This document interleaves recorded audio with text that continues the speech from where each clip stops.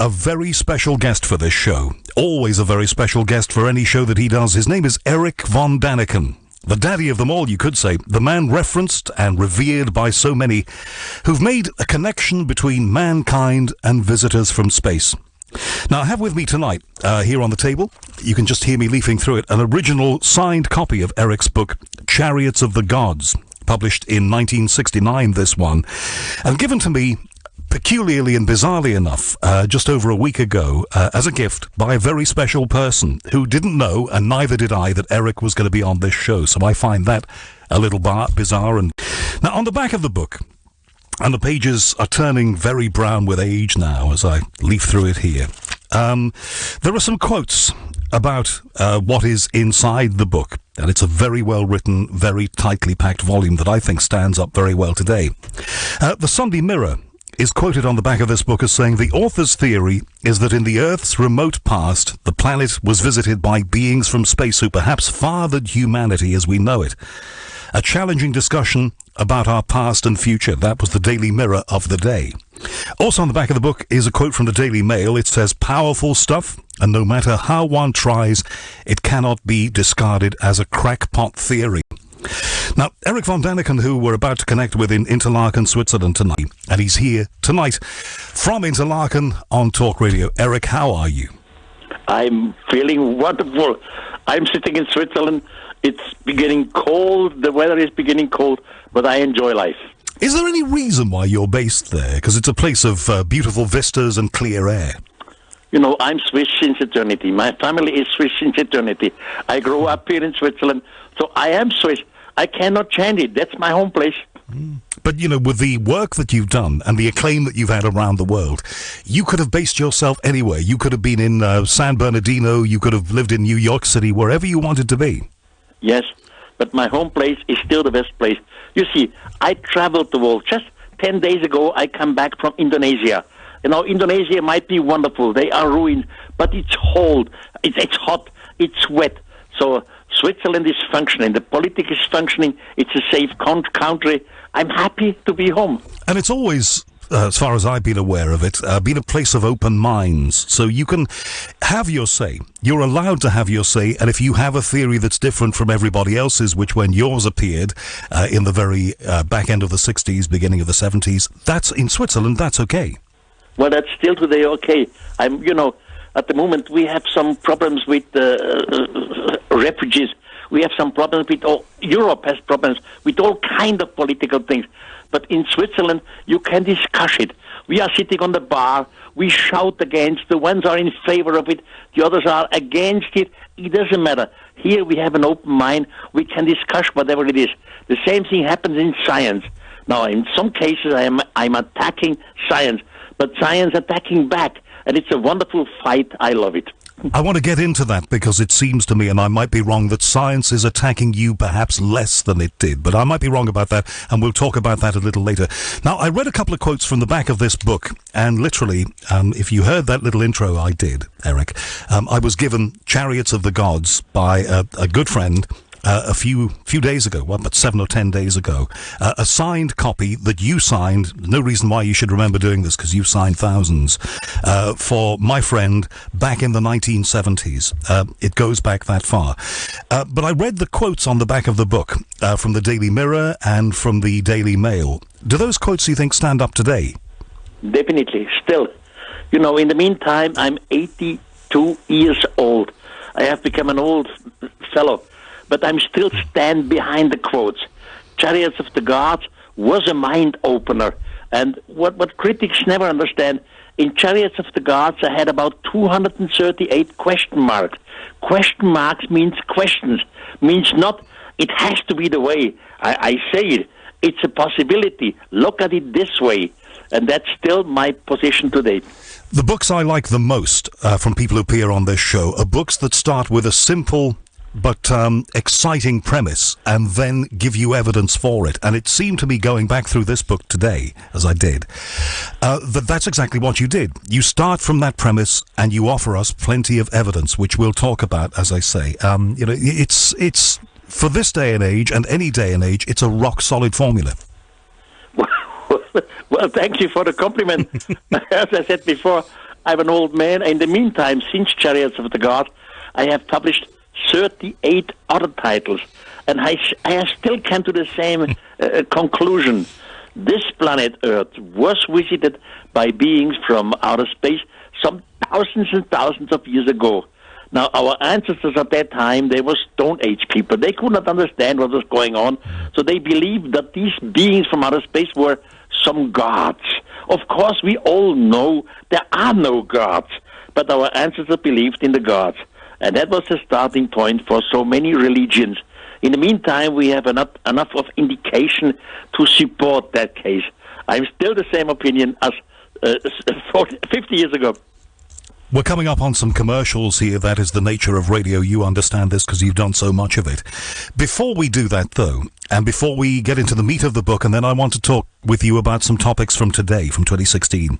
To people discovering you today, younger people, this generation, how do you describe yourself? Well, I am just a normal human being. I'm working and trying to find indications to prove a case that extraterrestrials were here.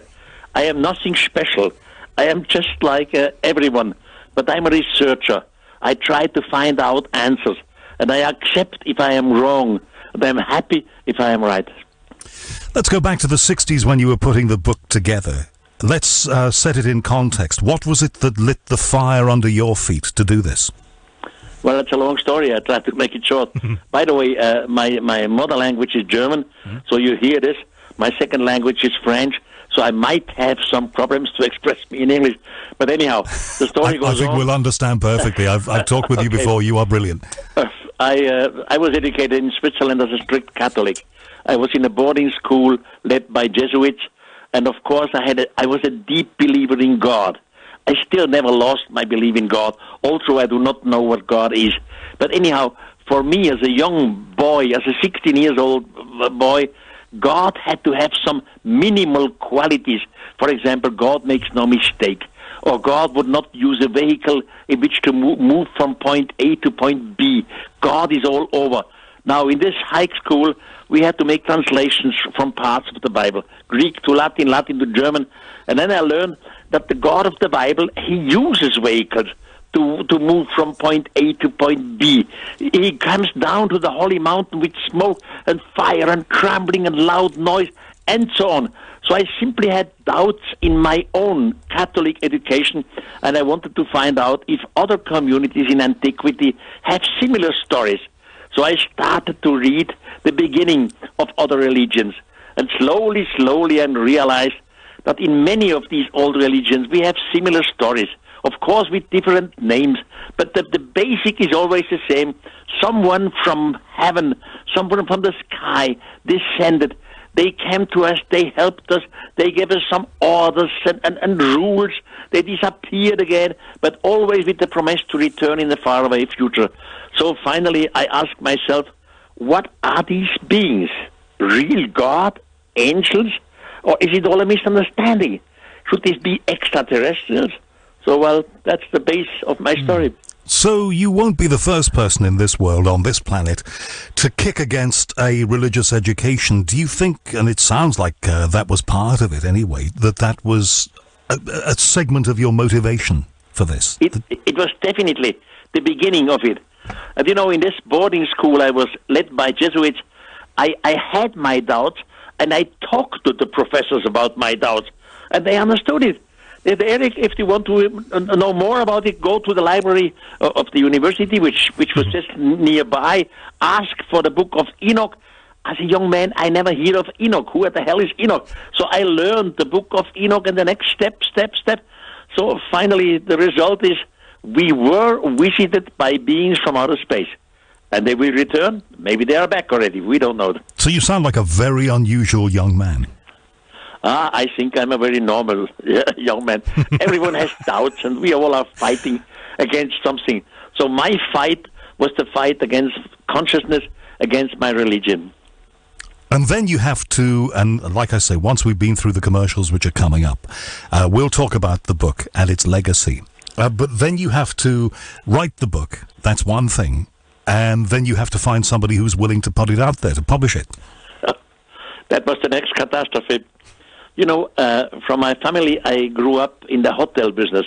So it was normal that after my high school, I went to the hotel school, and finally I was a barkeeper, I was a waiter, I was on the reception of a hotel desk, and when I wrote Chariots of the Gods, I was the managing director of a first-class hotel in Switzerland. So I wrote Chariots of the Gods, and I was absolutely sure for myself, well, this would be a bestseller. But I'm the only one who believed in this. All the others said, oh, come on, forget it, it's all rubbish and nonsense. So I sent the manuscript to 20 different German publishers.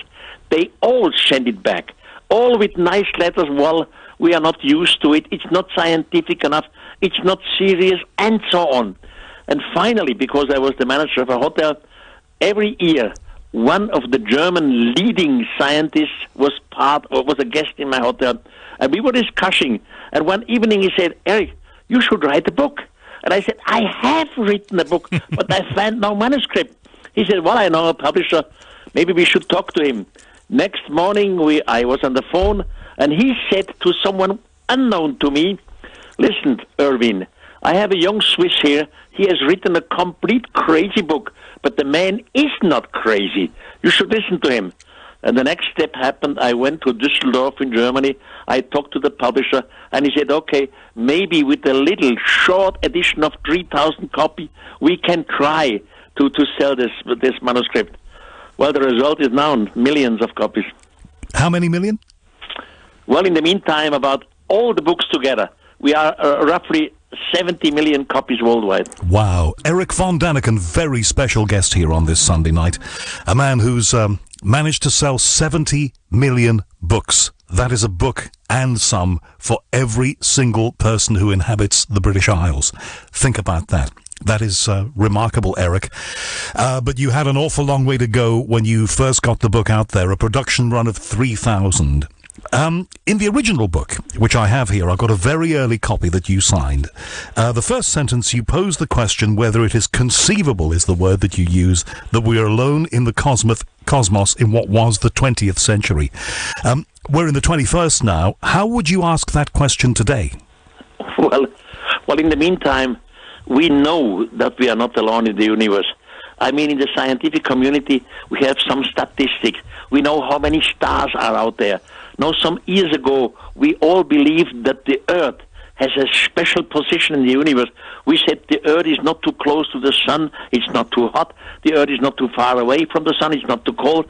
In the meantime, because of our astronomical knowledge, we know that the Earth is one of the billion of planets out there which are similar to us. Of course, there can be complete different planets out there, like in our solar system, Jupiter, which is too hot, or faraway planets like Pluto. But Earth-like planets, they do exist out there. This is normally accepted by the scientific community in the meantime. So we would probably not be alone. Now, we have indications in the old holy texts, in the mythologies. You see, some thousands of years, our forefathers were Stone Age people. Now they were afraid of the lightning. They were afraid of the thundering. They were afraid of the nature. They were afraid of an earthquake. Maybe they did not understand how the moon sometimes was on the sky and then the moon disappeared again. So they could not understand natural science. So natural religion was the beginning of all the religion on the earthlings. But then someone came down and give information. Where is the difference? For example, in the old holy text, you have one text which is called the Book of Enoch. One of the extraterrestrials teaches a human in their language. And he says to the human, look out at the window. You see this little light out there. You humans call it moon. But the moon has no light by itself.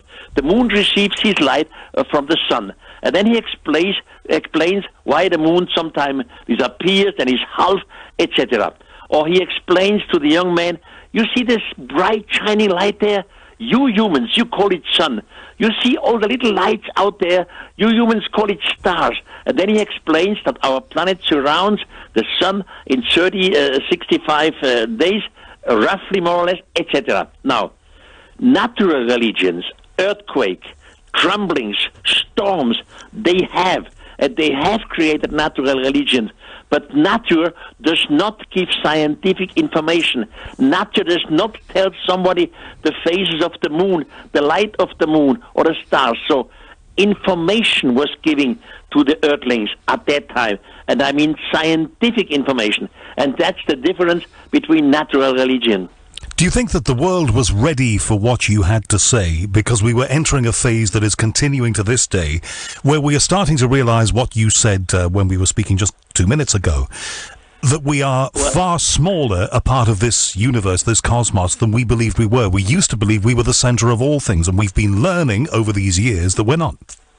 In the meantime, we understand that we cannot be the center of the universe.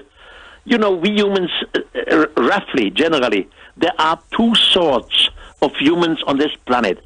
One sort is religious. It doesn't matter what kind of religion. The other sort is scientific. Now, the religious people, they have been educated. They say, God made everything. God made the universe, made the planets, the plants, the trees. But as crown of creation, God created us.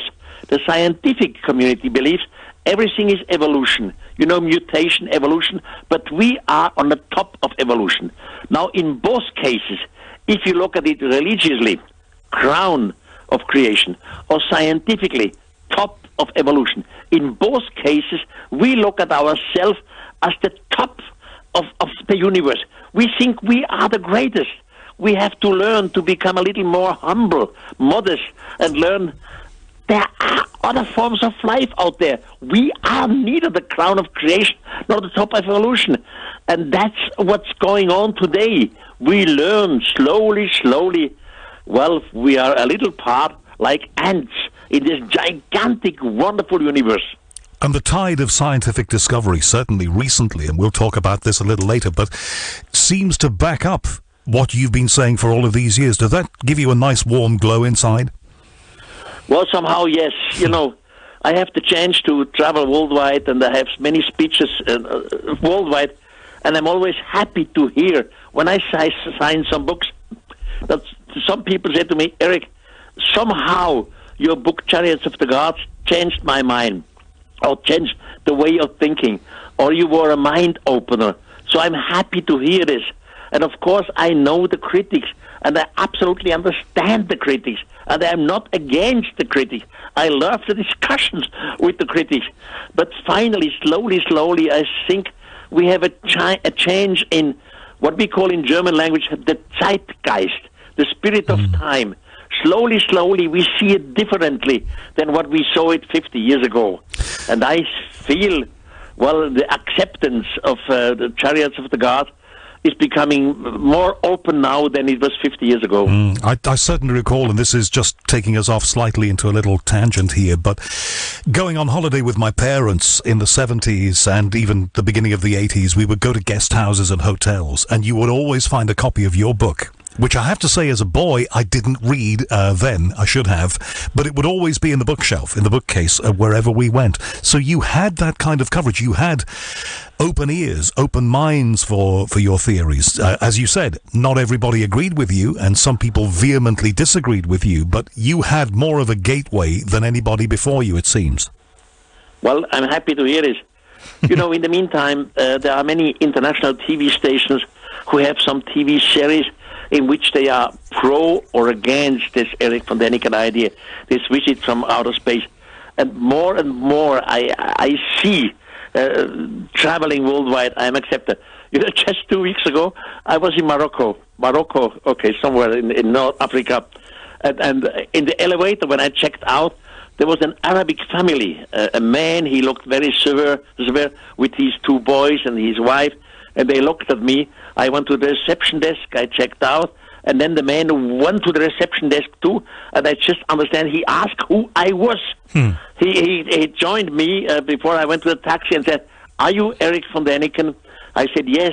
And I asked this Arabic man, "How do you know me?" Because my books do not exist in the Arabic world, none of them. And he says, "Well, just because of the television. I saw the, Ancient Alien and some History Channel." So it's slowly growing, and I'm not unhappy. I'm thankful about it. One of the lovely things about the book is it is a series of questions that you pose.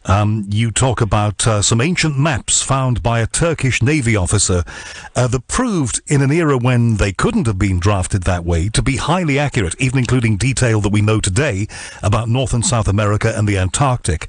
And you ask, one of many questions, how could that be? Yeah, how could that be?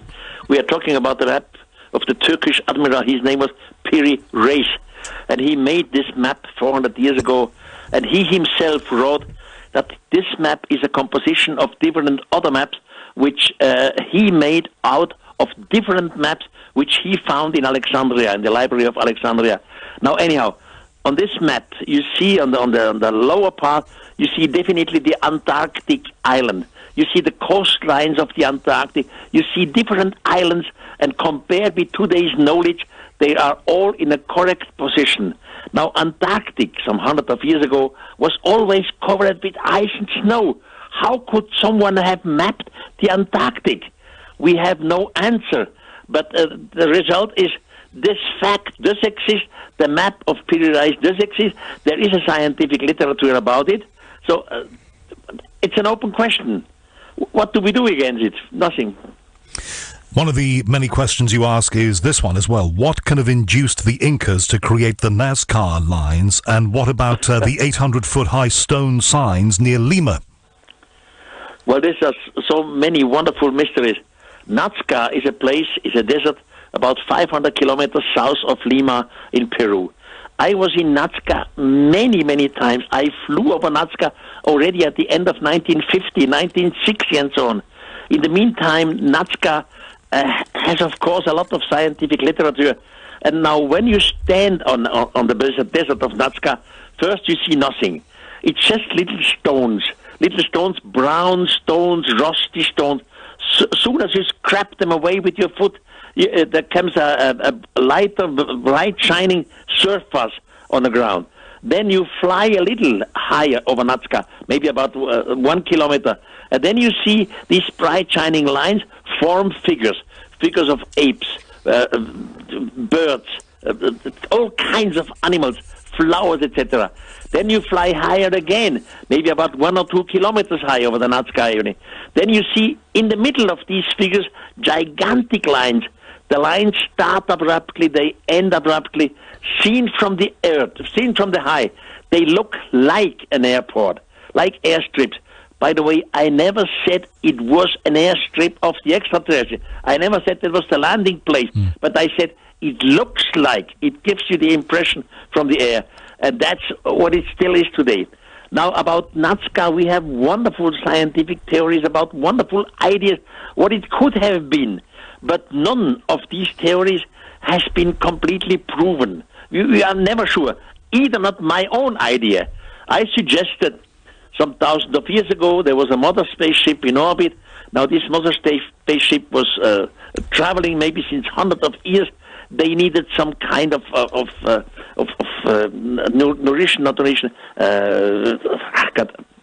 raw material, energy of any kind. Now they observed from the orbit, they observed our planet Earth.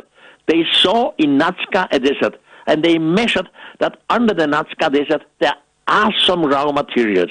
This, by the way, is still the case today. Now, they sent simply an automatic probe down there. There was no airstrip, there was no airline, nobody was the natives making an airline. But this robot, this probe from outer space came down. Maybe at the last part of the landing, it used an air cushioning or whatever. So sand and stone were blown away. Finally, this robot came to a standstill. They made some measurements. They found out, are there raw material? Is there energy? Is there maybe uranium or whatever they need? And then they start again. But in the meantime, 2 or 3 natives may have observed this robot, this automatic probe. And they realized something from the sky has descended. They did not understand a word about technology. They went to their tribe. We have seen something from heaven. And now the natives come to the desert. They see a little line simply by blown away stones and sand and so on. Now they believe the gods from the sky wish that we make lines. And now the natives start to make lines. Long lines, small lines, in all kind of direction. Always hoping that the gods see these lines, that the humans are prepared that the gods return. Maybe one day a priest may have a brilliant idea. I mean, priests always have brilliant ideas. He say, we have to show them signs, offerings. Now birds, fishes, monkeys, and so. And now in the midst of the line, they start to create these figures. So that was my idea about Nazca. I do not know until today if my idea is a good one or a bad one. But I know all the other ideas, and it ends with the same question. We have no final answer about the mystery of Nazca. Fact is, there is a gigantic desert 500 kilometers south of Lima in Peru. Fly over it, and you have an impression of a gigantic airport thousands of years ago, looking like airstrips, starting abruptly, ending abruptly.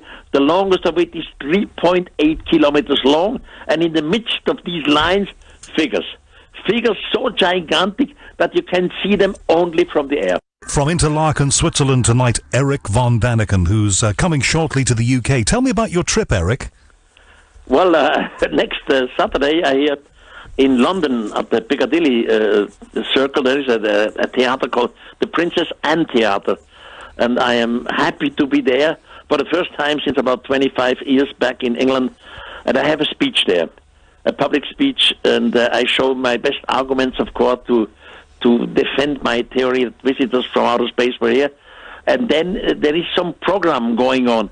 They call it the Erich von Daniken Legacy Night. I don't really know exactly what is going on. I will be surprised by many little things. But first of all, I will have a speak of about 70 minutes, and I show you the most incredible, really, indications and computer animations to support the case. Thousands of years ago, extraterrestrials were here. In a way, we're doing the Erich von Daniken Legacy Night tonight, I think. Now, I want to get into more specifics about the book, the seminal work, the first one, the one that was developed by others, commented on by many, caused all kinds of controversy and turned on lights for a lot of people. You talk about cave frescoes found in the US, in France and other places. We're aware of the French ones, certainly here in Europe, of course we are. And you wonder if the people who painted them were representing precisely what they saw and not just indulging in art for the sake of art. Exactly. You see, some thousands of years ago, our Stone Age people had no connection together. There were no tourist flights. There were no ships between Africa, Australia, between South America, Europe, and so on. Now, worldwide, in all these cave paintings, you find similarities. You find the so-called gods with helmets around their heads, sometimes with rays coming out of their heads. So I ask myself, why did our Stone Age people worldwide have the same imagination? And one of the things you do in the book is you have a photograph of an Apollo astronaut from the era of Apollo, which was the 60s and 70s, and next to it you have a cave painting. Yes. You see, in the Sahara Desert, today's Tunisia, Tassili, there some gigantic cave paintings were found, and they really look like today's astronauts, like someone in an astronaut suit. And I simply made a comparison with today's astronauts. And I asked the question, what did the Stone Age man saw? Something like our astronauts? Of course, extraterrestrials, they would not look exactly like we. They might be similarities. That's another question, which can I explain. But they need an astronaut suit because on Earth we have different bacteria, we have different virus, we have a different air connection than extraterrestrials have. So they must protect themselves, the extraterrestrials, in a kind of suit, in a kind of helmet. And some of our primitive Stone Age ancestors saw it, and for him it was the gods. So he started to paint it or to chisel it in his stone wall. That's the basic idea. And as you say, separate populations in separate places separated by thousands of miles. Yes, in one place they could indulge in art and just give a kind of representation of something they imagined. But when different people in different places start to represent what they have seen all the same, then you get a pattern. Were you the first to say that, Erich? I'm not so sure. Well, at least maybe in a Chariots of the Gods was not what we call a scientific book. Chariots of the Gods was, on the other hand, not a novel.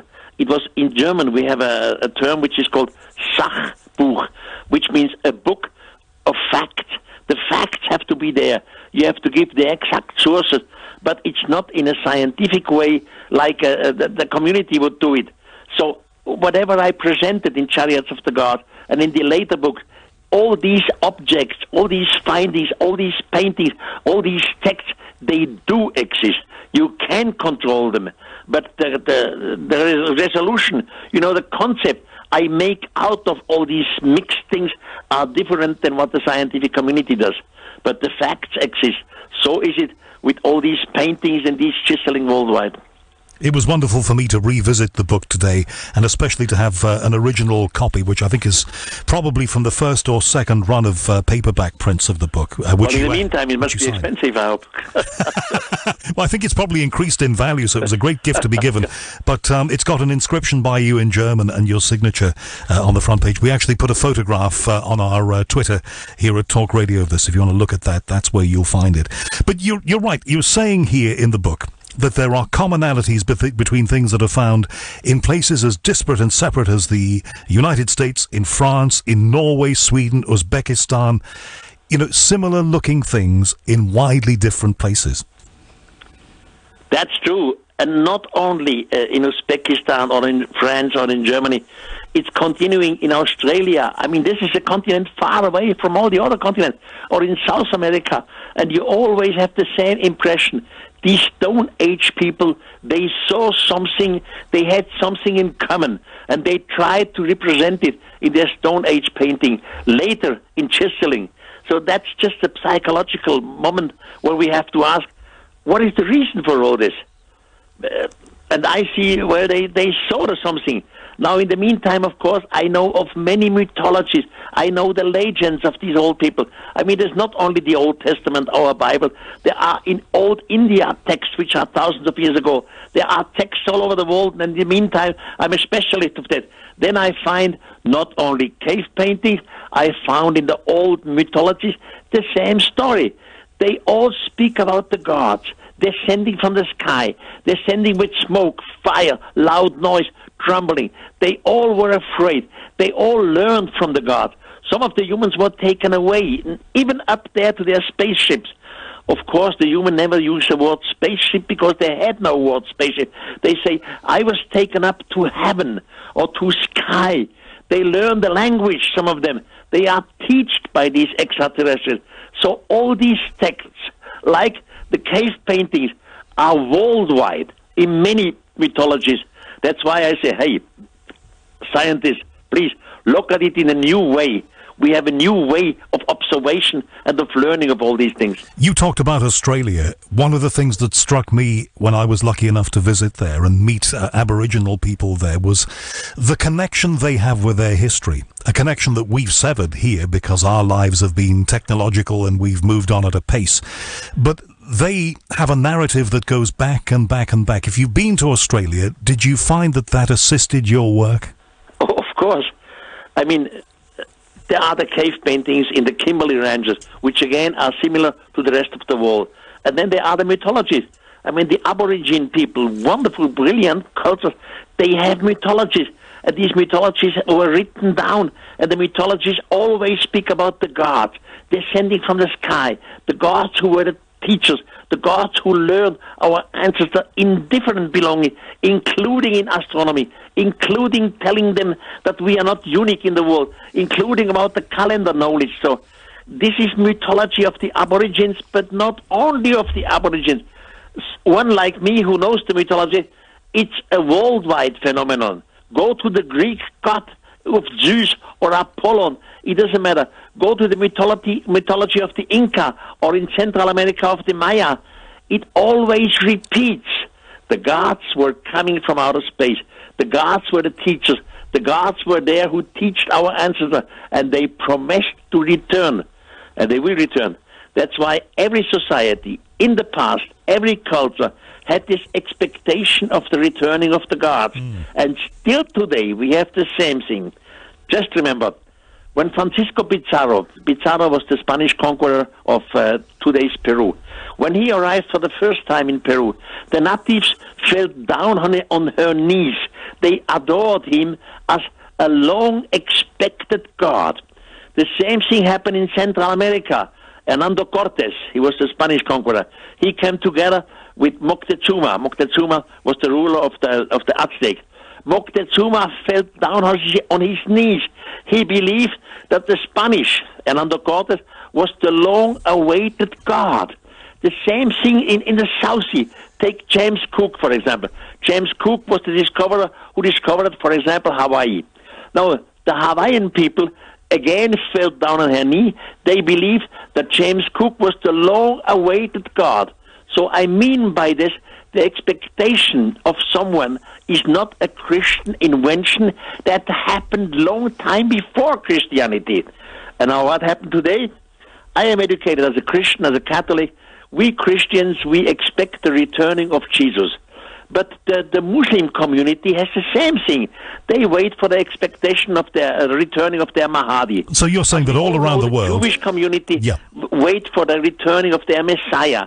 So not only in the cultures which have died out, still in our today's religions, we have this expectation of the return of somebody. Okay, Erich, here's as the minutes tick down before we have to take another break here. Here's a left field question for you, and I don't know if there is a short answer for this one, but here goes. The expectation that something will return. Well, look at the state of this planet now. Look at what we've made of it. Look at the difficulties that we're facing, and look at the potential difficulties that we now face in the future. Why have they not returned? Well, I think they have returned. You see, we have today's UFO, and this is a never-ending story. Some 20 years ago, I was laughing about UFOs. In the meantime, not anymore. UFO has become a serious business, and probably we are already under observation. The man who created the book Chariots of the Gods and 36 other books since then, selling 70 million volumes over the years and bending ears and turning on lights in people's brains, and also encountering along the way, Erich, a certain amount of controversy. Not everybody has wholeheartedly smiled and agreed, have they? I absolutely understand it. You know, we have a serious community which is called the scientific community, and we all want to be serious. We all want to be reasonable. Now, Erich von Daniken comes up with ideas that extraterrestrials were here. So the reasonable people say, what a rubbish. Does he not know that the stars are light years away from the next star? So how could somebody reach these distances? Or Erich von Daniken says in his book that these extraterrestrials were even looking like us, so human-like looking. Then the critics say, and they are right, well, this is rubbish. I mean, evolution on another planet will go completely different way. How will he explain this away? So I fully understand the critics from different sides, from archaeological part. I fully understand it. There are other opinions than my opinions. The question is just, let's sit together. I always learn when I sit together with some scientists who are against this idea. It's simply a question, be fair, be honest, do not lie, do not try to take somewhere over the table. Just listen to each other and come into arguments. And at the end of each discussion, I learned something, and the other side always says to me, Erich, we didn't know about this, we didn't know about these texts. So we both sides learn from each other, and that's what we should do. I mean, this is, amazing stuff for so many people, and some people, as you say, not able to take it on board, and you have to come back at them. How have audiences changed since you started talking about this? Presumably at the beginning, and I don't know this, but presumably there were people who heckled you and people who just didn't want to listen but went to put you down. Does that sort of thing happen now? Are you expecting that I'm sure it won't happen in London, but are you expecting that kind of thing in the future? Not anymore so hard as before. Chariots of the Gods came on the market in 1968. That's some 50 years ago. And in the meantime, I'm an old man. I had many debates, and I learned, of course, a lot and I admitted that I have made some errors, etc. And the other part has learned also. In the meantime, we know about astronomy, about statistics, we know about the Earth-like planets, and so both sides have come closer together. In the meantime, this hypothesis of a visit from outer space by extraterrestrials has become more and more acceptable. We can talk about it seriously, not anymore just being stupid against each other. We can talk about it in a reasonable way, and I'm happy of this development. You talked, and I want to talk about that, definitely, but you talked just a moment ago about errors that you acknowledged that you made. What sort of errors were they? Oh, God. You know, when you are young, and when I made the research for Chariots of the Gods, I was about 22, 23-year-old young man. Then you believe everything, and you are not self-critical enough. You believe what you read in a book is true. For example, at that time, I was, as a 19-year-old man, I was in Upper Egypt. And there on the Nile in Aswan is a little island with the name of Elephantine. And the guide there told me Elephantine has the name Elephantine because from the air it has the shape, the island has the shape of an elephant. So I wrote that in Chariots of the Gods. Later I learned this is all garbage. The Elephantine Island does not look like an elephant. It simply has the name because some elephants were on the island. Or I was in India, in Delhi. In Delhi there is an iron pillar. I saw it, I was there, I photographed it, and the local guy told me this iron pillar is not rusting. So I speculated, well, is this maybe an extraterrestrial object? Somebody left it here so that we should learn about the technology and so on. In the meantime, this damn pillar is rusting. So what can I do? But, you know, so there are many of these little things where I was wrong. Of course you learn. You try to make it better. You try not to repeat similar errors in the future books. And I think every later book after Chariots of the Gods has become more and more acceptable. What about ancient Egypt? We know so much more as far as they will allow us to explore the pyramids. We do know so much more about that now. How does your original work look in the context of what we've learned more recently? In the meantime, rather to my favor. You see, according to Egyptology, the Great Pyramid was constructed about 2,500 BC by a pharaoh with the name of Cheops. I doubted this in Chariots of the Gods. I had some reason why to do it. Now, in the meantime, we know about old Egyptian historians, which we did not know 50 years ago, because these texts simply appeared now later. And these old Egyptian historians say that the Great Pyramid was constructed before the Great Flood. They even say by a king with the name of Saurit. And they say Saurit is the same figure which the Hebrew community calls Enoch. Now, Enoch, again, is one of these figures who was in contact with extraterrestrials. And in the meantime, in the Great Pyramid, many new shafts and rooms have been discovered. Just by electromagnetic meaning. You cannot climb in there. But in the meantime, we know about shafts inside the pyramids, which guide to rooms, and under the pyramid, they discovered a lake with clear water, and in the water there was a sarcophagus. Unfortunately, the sarcophagus was empty. Or 2,500 years ago, the Greek historian Herodotus was in Egypt, and he was also in Luxor. Well, at that time it was called Theban's Luxor on the Nile.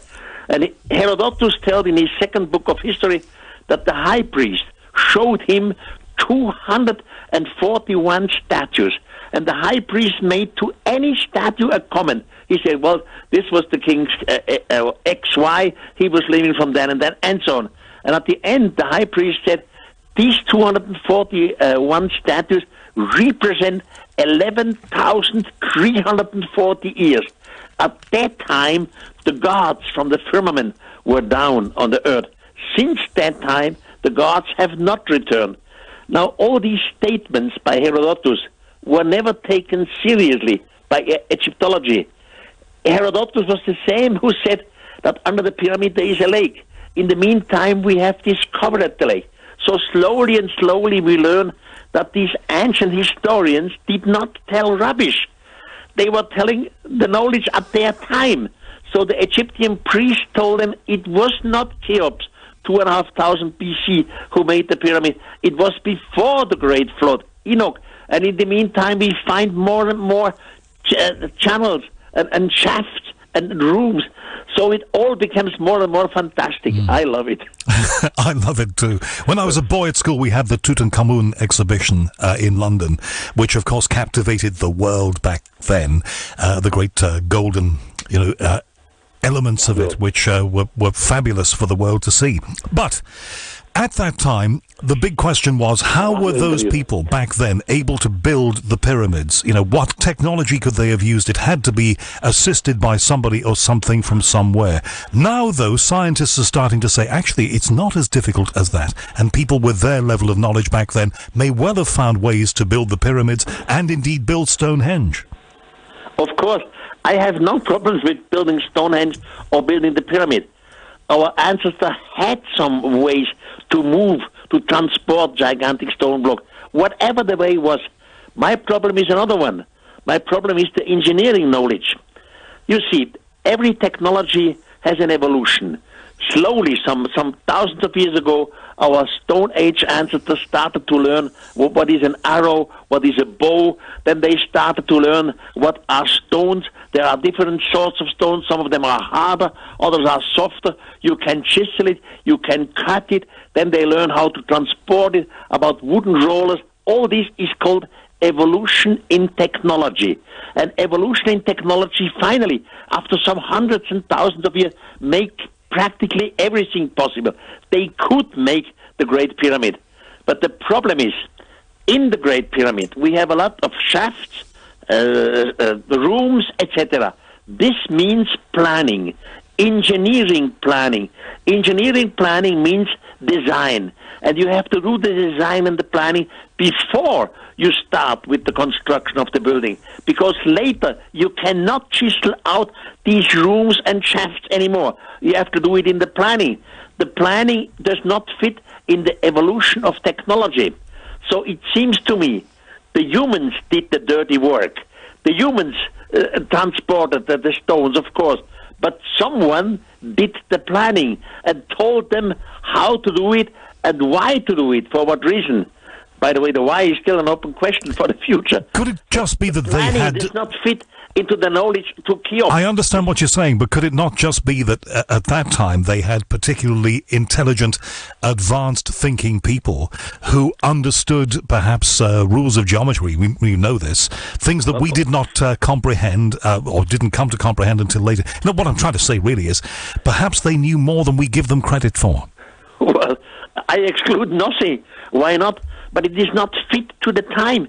You see, Cheops' father's name was Snorfu. Snorfu simply came out of Stone Age. Snorfu's father was a Stone Age man.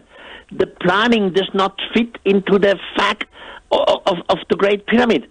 Something is wrong. You see, the same thing we have, for example, in French Brittany. There we have gigantic stone blocks, thousands of it. They are all in certain lines. Now, we always looked for an answer. Why did our Stone Age people put thousands and thousands of stone in certain lines? We asked, was it the calendar? Has it to do with the date? What has it to do? Now, in the meantime, we found out all these stone blocks are not just there by coincidence.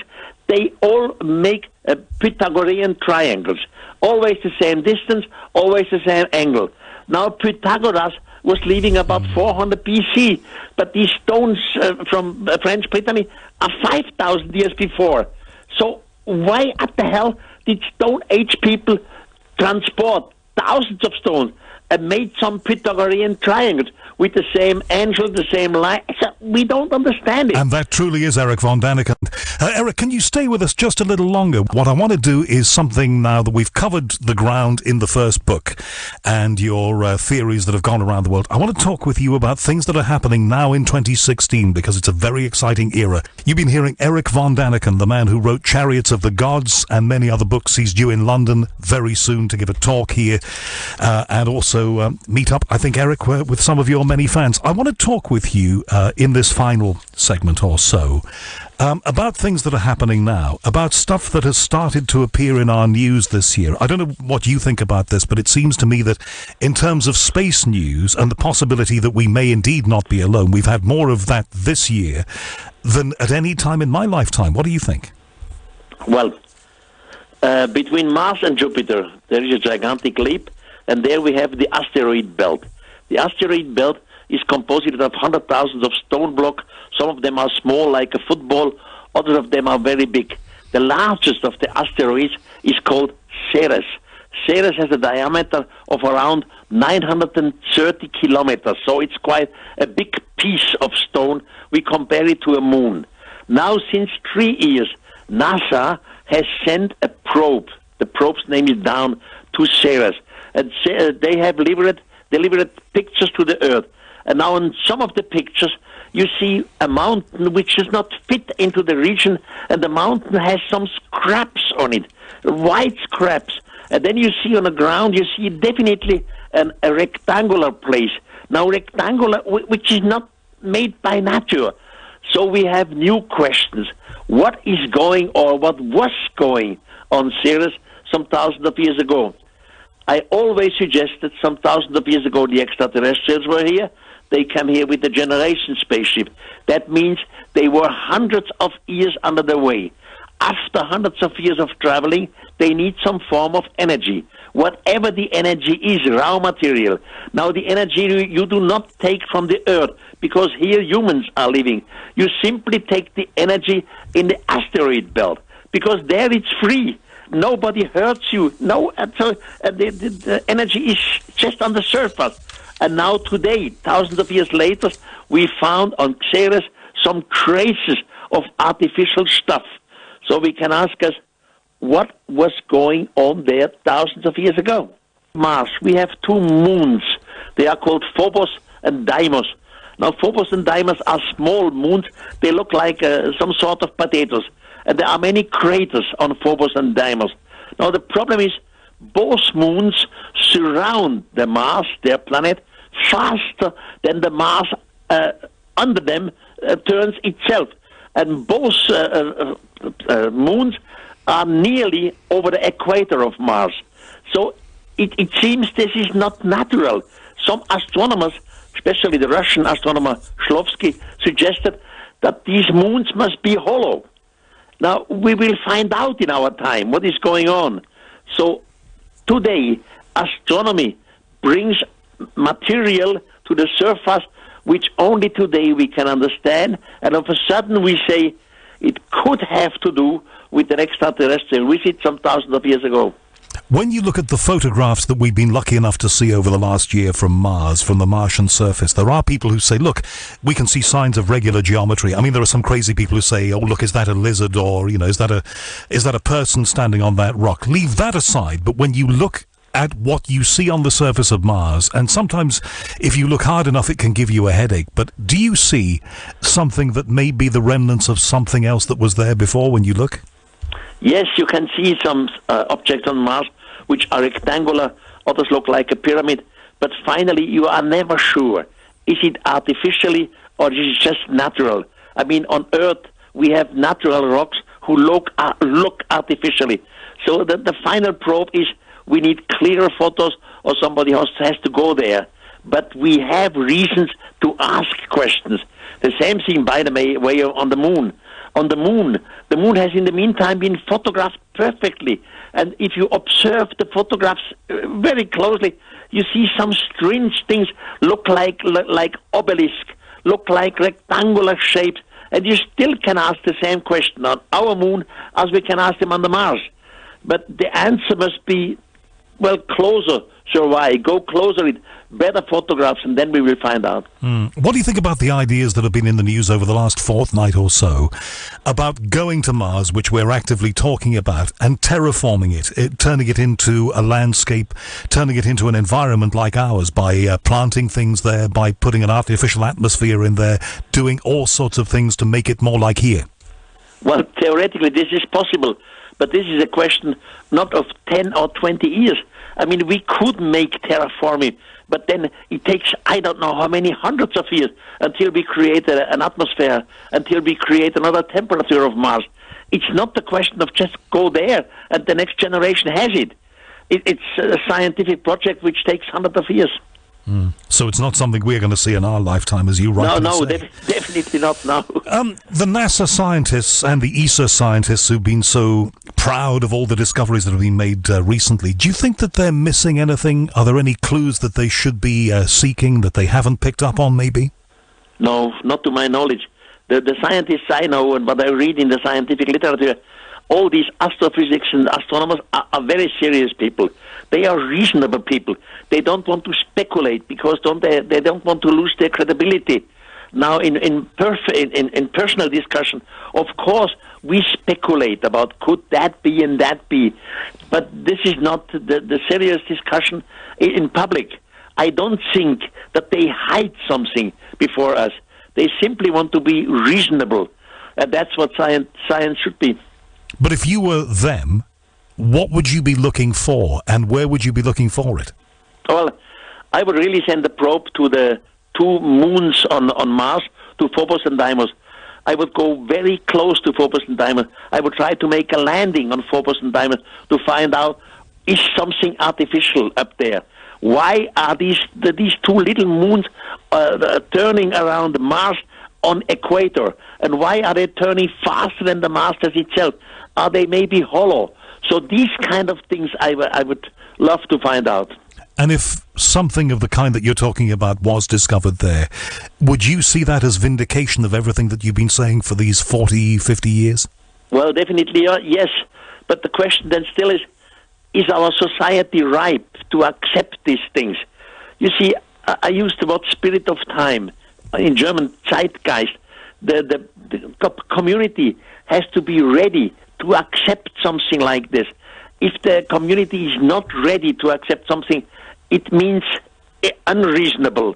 So the society has to be prepared slowly for this excavation, for this indication, for this knowledge, and then it will be accepted and it will change our meaning, definitely. Well, these are very turbulent, takes its time. Very, very turbulent times, though, on planet Earth, Erich. Do you think that we are ready for this? Not yet. Well, a big part of it is. But on the other part, you see, we have big religions on this planet. We have our Christian religion, and we have our Muslim religion, and many other religions. And the religions, generally, they are not ready to accept this. They are not ready that extraterrestrials exist. They are not ready to believe that the human race is not the unique thing in the universe. So this time of preparation has not arrived yet. It all is a slow process. Will there ever be a right time then? Well, I hope 20 years from now, because slowly and slowly these extraterrestrials, what I believe and I have indications for it, they return. And they are objects which we call UFOs. And again, UFOs in the scientific term is not reasonable. But UFOs more and more become reasonable because we have too many photographs, too many indications which we cannot deny anymore. So slowly and slowly we ask ourselves, what is going on here? Are we really not alone? Is somebody observing it? Is somebody maybe one day showing up in a football stadium or whatever, where the mass sees? And this will happen, I guess, in the next 20 years. But the extraterrestrials know exactly how we react. They know our brain because humans are made by them. So, talking in biblical times, God or the gods created human according to their own image. They know how we function, so they do not want to shock us. They don't want to destroy us. They want to prepare us for this connection slowly and slowly. And this process is going on. UFOs, though, and ufology is a very grey area, isn't it? There is probably, I'm going to stick my neck out here, but probably more fakery over the years than there's been genuine stuff. But if you want a personal view from me, I think some of it is genuine. The problem is, of course, always, and you may agree with this, you may not, Erich, being able to work out what is the fakery and what is not. Yeah, I fully agree with what you said. There are so many fakeries, which is terrible to understand and to make a frontier between it. But some of this, I myself, I saw just recently a UFO film which was made by a fighter pilot of the U.S. Air Force.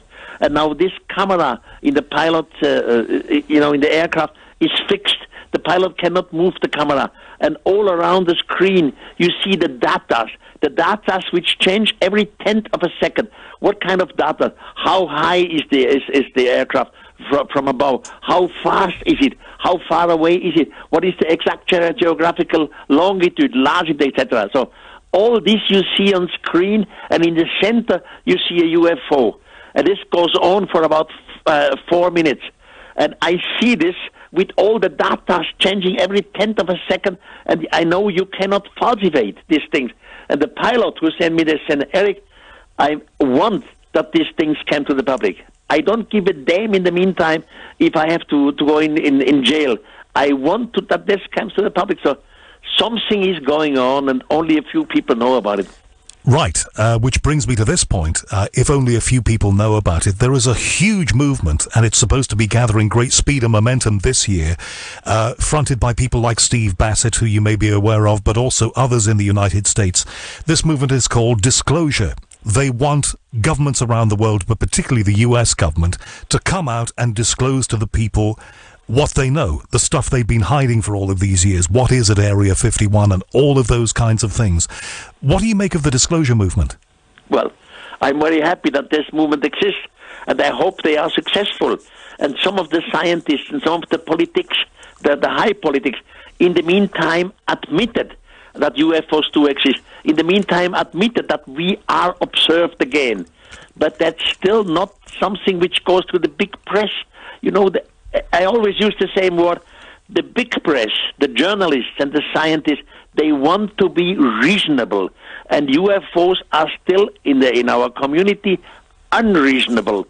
So it's all carefully how it goes up to the public, step by step, and very, very soft.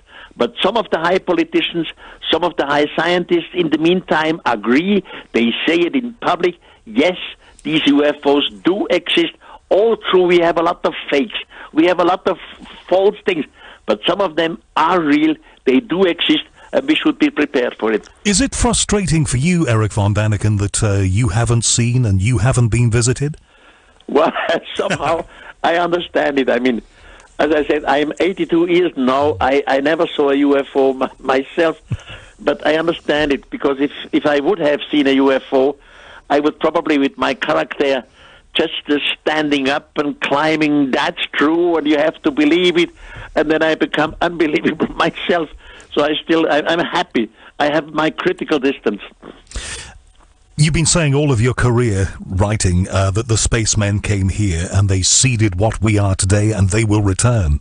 What about the whole ethical issue or issues of us travelling in space and spreading ourselves out there? What do you feel about that? Is it right that we put our big footprint on places like Mars? Definitely, yes. We are just a little part of the universe. We are just a little part of a gigantic forms of life forms out there. And we just are not in contact with them. We isolated ourselves.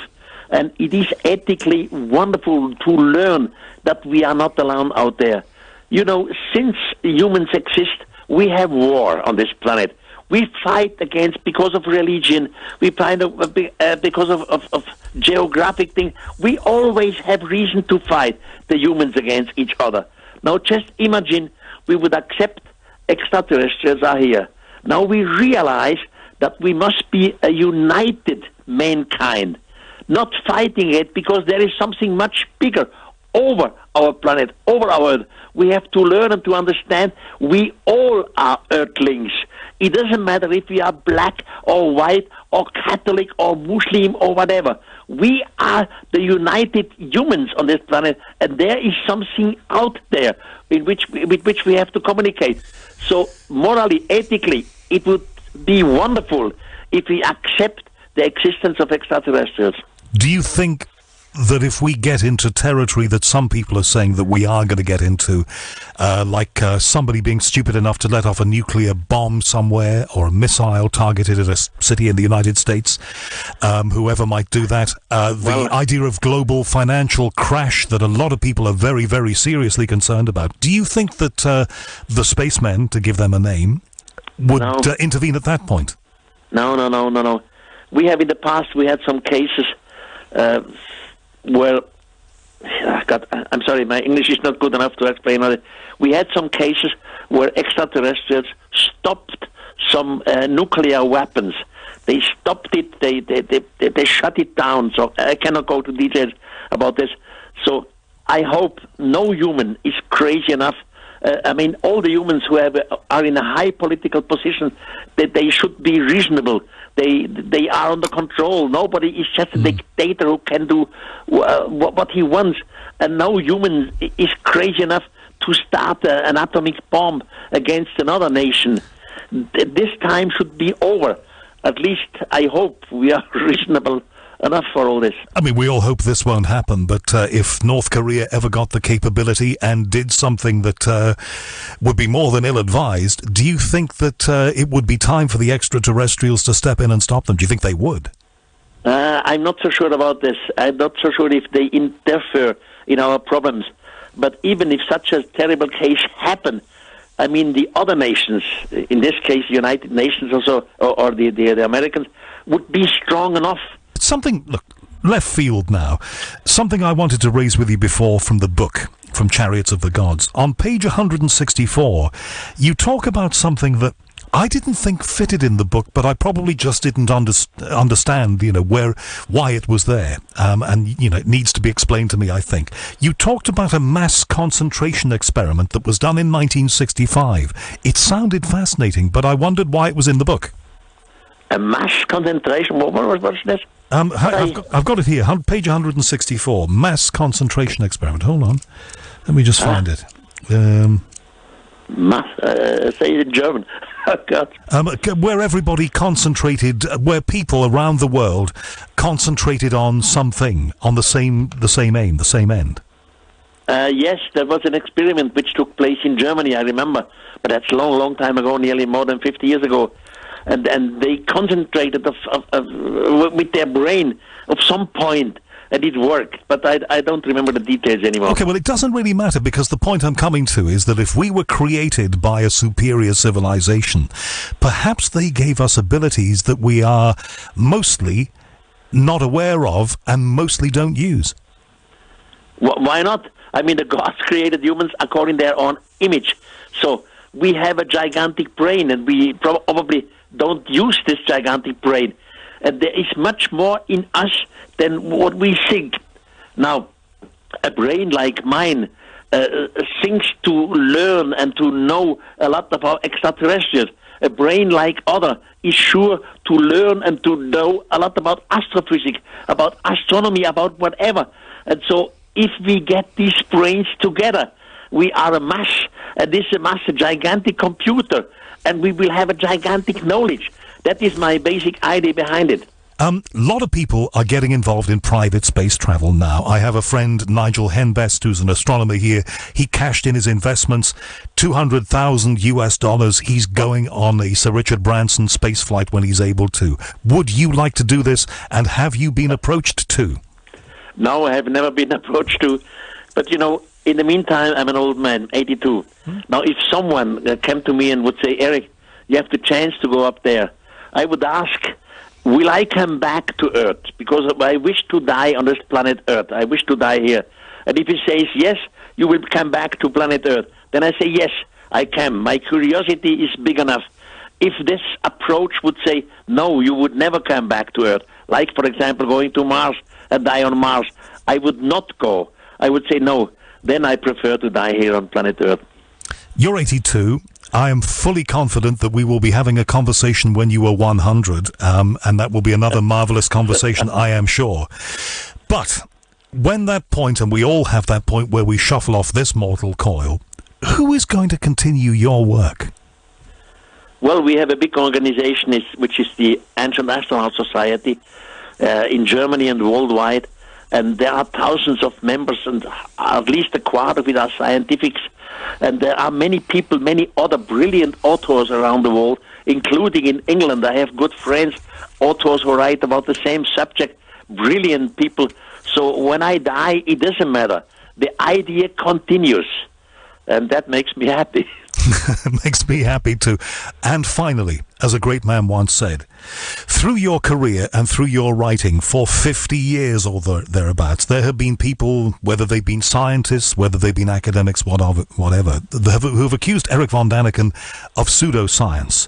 In 2016, what do you have to say to them? Oh, God. In 2016, this is history. Look back, and you will probably realize that in some part, Erich von Daniken was right. In other part, he was wrong. Well, that's normal with our humans. I hope you have a wonderful time when you come to the United Kingdom, Erich, and I will continue to look for your work as it appears, and I will continue to follow what you say. Thank you very much for being with us tonight. Thank you for being part of your evening. Goodbye.